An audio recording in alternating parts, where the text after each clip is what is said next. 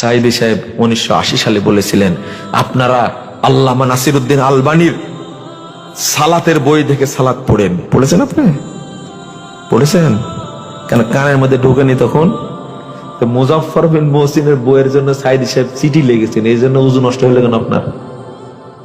আলবানী রাহিমাহুল্লাহর বইয়ের সাথে আলবানী ইমাম 800 বছর পরে পৃথিবীর মুখে শ্রেষ্ঠ মুহাদ্দিস, তার বই আপনি পড়েননি যেটা 80 সালে বলেছেন সাইদি সাহেব। আপনার লজ্জা হয় না কেন? শরম হয় না কেন? মুজাফফর বিন মুহসিনের বইটা আপনার এতই লাগলো, এতই আগুন ধরায় দিল, আপনি বইয়ের বিরুদ্ধে শুরু করলেন প্রচারণা। একবার পড়ে দেখেন, শুধু পড়ে দেখলেন, যদি আল্লাহ আপনাকে হেদায়েত দিতে চান তাহলে বুঝবেন আপনি। আমার আর বেশি দরকার নাই। আপনি গালিগালাজ করেন, সবাই করেন, কিন্তু সাইদি সাহেব এক পাল্লায় আর সমস্ত বেদাতি কাঠ বললে এক পাল্লায় হবে একরকম। হ্যাঁ, এই শরমটা অন্তত করেন।